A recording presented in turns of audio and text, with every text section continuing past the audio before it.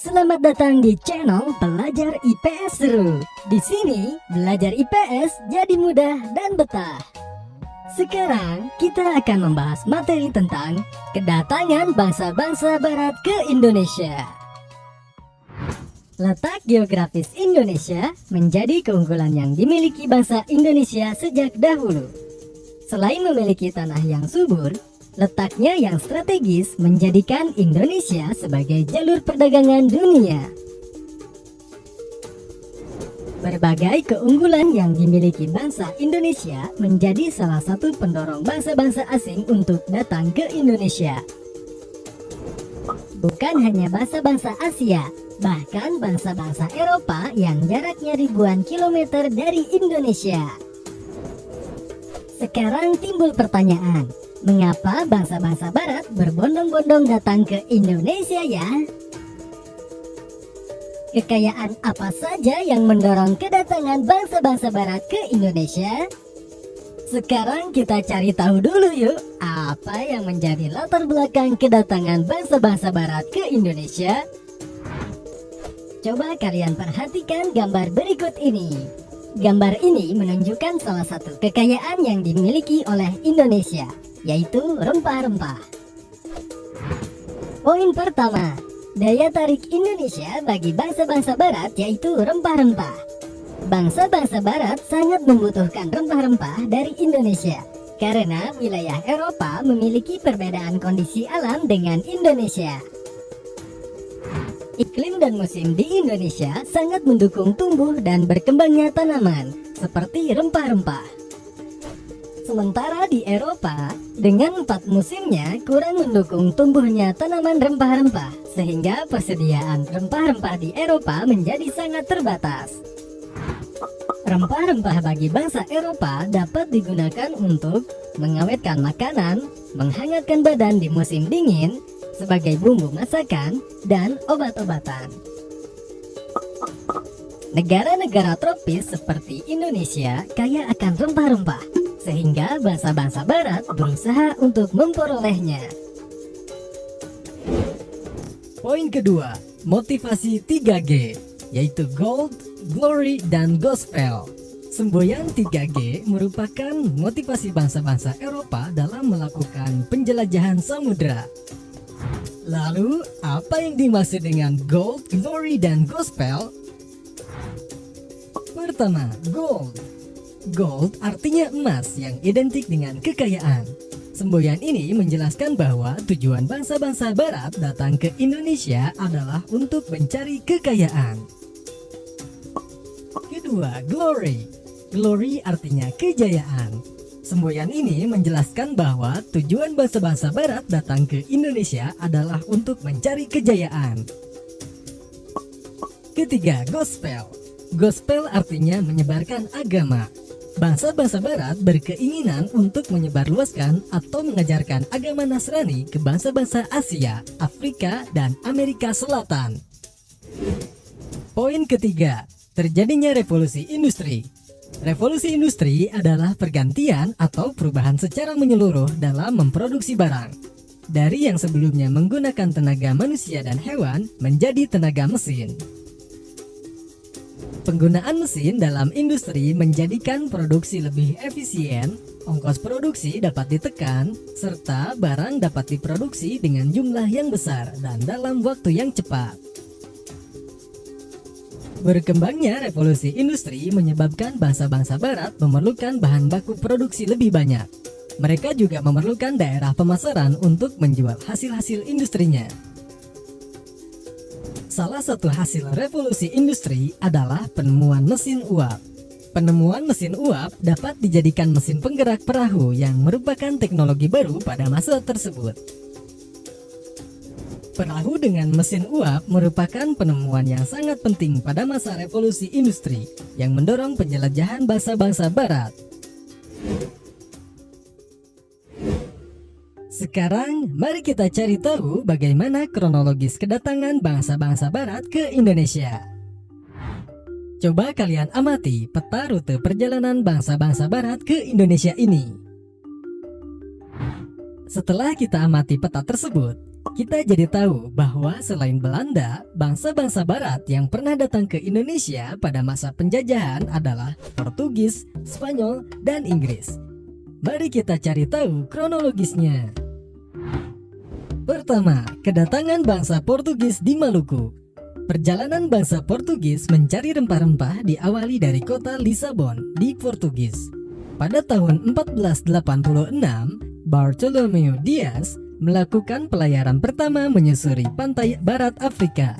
Ia bermaksud melakukan pelayaran ke India, namun gagal. Kemudian Portugis mencapai Malaka pada tahun 1511 di bawah pimpinan Alfonso de Albuquerque. Selanjutnya, Portugis menjalin hubungan dagang dengan Maluku. Akhirnya, setahun setelahnya, pada tahun 1512, Portugis telah berhasil sampai di Maluku di bawah pimpinan Antonio de Abreu dan Francisco Serrao. Kedua, ekspedisi bangsa Inggris. Untuk memperkuat pengaruh ekonominya, Inggris membentuk persekutuan dagang yang diberi nama EIC atau East India Company. Di dalamnya bergabung para pengusaha Inggris. Walaupun Inggris tiba di Kepulauan Nusantara, pengaruhnya tidak terlalu banyak seperti halnya Belanda. Hal ini disebabkan karena EIC terdesak oleh Belanda, sehingga Inggris menyingkir ke India atau Asia Selatan dan Asia Timur. Ketiga, kedatangan bangsa Belanda ke Jayakarta atau yang kita kenal saat ini dengan Jakarta. Seorang pelaut Belanda yang bernama Cornelis de Houtman memimpin ekspedisi ke Indonesia. Pada tahun 1595, armada yang dipimpin oleh de Houtman mengarungi ujung selatan Afrika. Selanjutnya terus menuju ke arah timur melalui Samudra Hindia. Setahun berikutnya, pada tahun 1596, armada de Houtman tiba di pelabuhan Banten melalui Selat Sunda. Kedatangan orang Belanda di Banten ini awalnya disambut hangat oleh Sultan Banten dan masyarakatnya karena Belanda hanya bertujuan ingin berdagang. Namun, para awak kapal Belanda akhirnya menunjukkan sikap serakahnya dan tidak menghormati masyarakat setempat. Itulah yang membuat Cornelis de Houtman dan seluruh awak kapalnya diusir dari Banten. Setelah 2 tahun berselang, tepatnya pada tahun 1598, Belanda kembali mendarat di Banten dengan ekspedisi yang dipimpin oleh Jacob van Eyck. Kedatangan Belanda ke Indonesia yang kedua ini berusaha memperbaiki kesalahan yang dilakukan oleh ekspedisi Cornelis de Houtman. Kali ini Belanda lebih ramah, sehingga mereka disambut dengan baik dan kemudian mereka diizinkan oleh penduduk setempat untuk berdagang. Pada pelayaran kedua ini, mereka berhasil mendapatkan rempah-rempah yang sangat banyak dan membawanya kembali ke Belanda. Kesuksesan Belanda pada pelayaran kedua ini membuka kerjasama perdagangan rempah-rempah antara Belanda dengan Indonesia, yang kemudian disusul oleh ekspedisi-ekspedisi Belanda lainnya ke Indonesia. Dengan makin banyaknya pedagang Belanda di Indonesia, maka muncullah persaingan di antara para pedagang, baik antara pedagang Eropa maupun pedagang yang berasal dari Belanda itu sendiri. Akhirnya, untuk mencegah persaingan yang tidak sehat di antara para pedagang, pada tahun 1602, Belanda mendirikan persekutuan dagang yang bernama Verenigde Oost-Indische Company atau lebih dikenal dengan VOC. VOC merupakan gabungan dari beberapa perusahaan dagang Belanda. Pada mulanya, Gubernur Jenderal VOC yang pertama yaitu Peter Both mendirikan pusat perdagangan VOC di Ambon, Maluku. Namun, kemudian pusat dagang dipindahkan ke Jayakarta atau Jakarta karena VOC memandang bahwa Jawa lebih strategis sebagai lalu lintas perdagangan. Selain itu, Belanda ingin menyingkirkan saingan mereka yaitu Portugis yang berkuasa di Malaka. Kemudian, Pangeran Jayakarta, seorang penguasa kota pelabuhan Jayakarta yang menjabat sebagai wakil dari Kesultanan Banten, memberi izin kepada VOC untuk mendirikan kantor dagang di Jayakarta. Selain memberikan izin kepada VOC, Pangeran Jayakarta juga memberikan izin pendirian kantor dagang kepada EIC atau Inggris. Kebijakan ini membuat Belanda merasa tidak menyukai Pangeran Jayakarta. Gubernur Jenderal VOC pada saat itu yaitu Jan Pieter Zoon membujuk penguasa Kesultanan Banten untuk memecat Pangeran Jayakarta sekaligus memohon agar izin kantor dagang Inggris EIC dicabut. Akhirnya, pada tanggal 31 Mei 1619, keinginan VOC dikabulkan Sultan Banten.